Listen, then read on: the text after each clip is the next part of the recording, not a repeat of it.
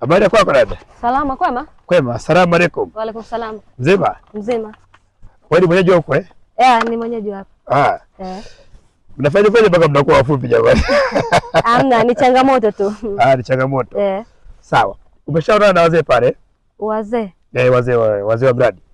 Wale nimesalimiana nao sababu asubuhi nimepita nimewakuta, sasa hivi pia narudi nimewakuta, niwasalimia tu. Asubuhi ulipita hapa? Asubuhi nilipita. Mchana pia umepita?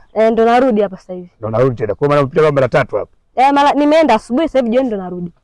Je, ndo ninawataka bwana. Sasa hii njia tulipiga marufuku pale. Kwa maana wewe kile kibao cha kule mwanzo kabisa ukiona. Kibao gani tena? Tumeweka kibao mwanzo pale kidogo sana, ni siku ya mita 2. Pale mwanzo pale. Hii njia imefungwa kwa ajili ya ujenzi. Siona mafundo kwa ajili kwenye mambo ya mradi hapa. Mimi naona tu wanatengeneza tu. Unaona ni matope tu Hili tope limetoka Kongo, acha pumbavu wako bwana.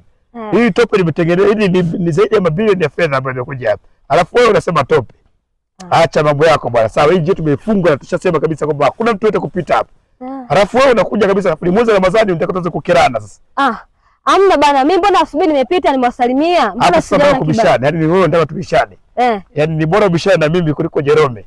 Nikimpigia simu hapa akichukia, yaani utaisha vibaya muda wewe. Sawa? Sasa sikiliza nikwambie. Chagua sehemu hizi mbili. Uende kituoni au uende nyumbani?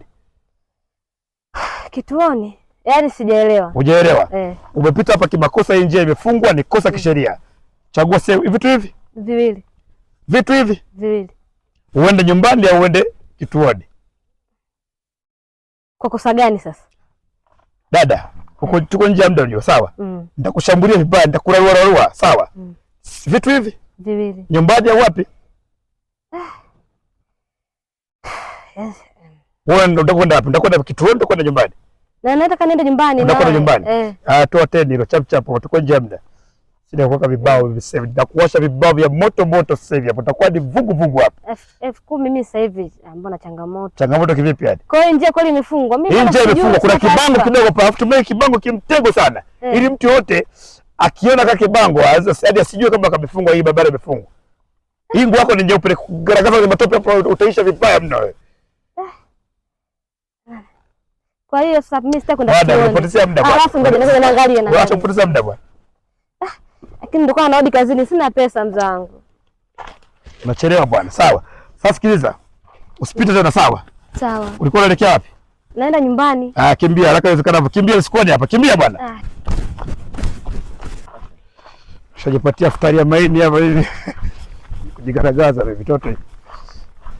Wewe sasa je bwana?